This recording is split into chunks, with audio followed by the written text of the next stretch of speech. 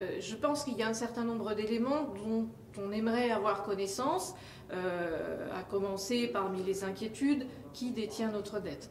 Donc l'agence France Trésor nous explique que 49,5% de notre dette est détenue par des non-résidents, donc étrangers. Principalement, ce sont des banques centrales. Je n'ai pas d'inquiétude particulière sur qui détient notre dette, et même quelque part, si les étrangers souhaitent détenir notre dette, pour moi, c'est plutôt une bonne chose parce que c'est une marque de confiance. Ça veut dire que la signature de la France est bonne. Je suis, en revanche, plus interrogative sur qui détient notre patrimoine. Je suis plus interrogative sur notre vraie souveraineté, c'est-à-dire notre patrimoine industriel. Est-ce qu'il appartient bien aux Français? Est-ce que l'épargne des Français est suffisamment drainée vers la pleine possession de notre patrimoine? Voilà, moi je suis plus inquiète. Jean-Marc Daniel, l'économiste, nous disait que lui, ce qui l'inquiétait, c'est que 72% de l'avenue Montaigne était détenu par des étrangers. Et bien ça, je pense que c'est une bonne question. Alors qu'un étranger qui détient une partie de notre dette, le seul pouvoir qu'il a, c'est celui d'être remboursé à l'échéance de la dette, et la France honorera sa signature.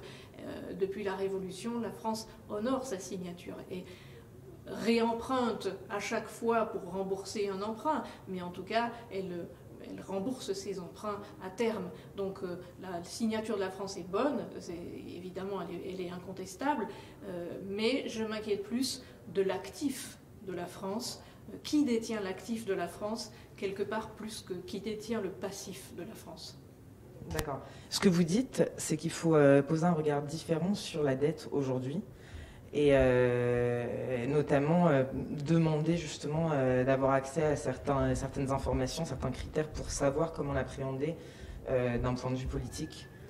Oui, je pense que le Parlement, d'abord, aimerait avoir des éclairages sur différents aspects.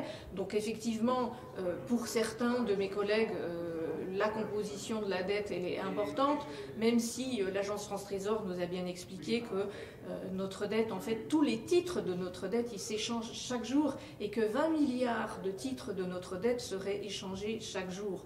Donc on comprend bien que c'est difficile à l'instant T de dire exactement qui détient quoi.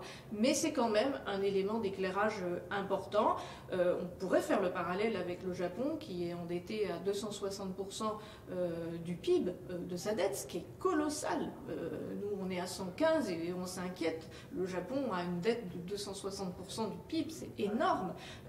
Mais ceci dit, ils sont plutôt tranquilles. Il n'y a pas de débat sur ce sujet au Japon. Tout simplement parce que je pense qu'ils sont souverains.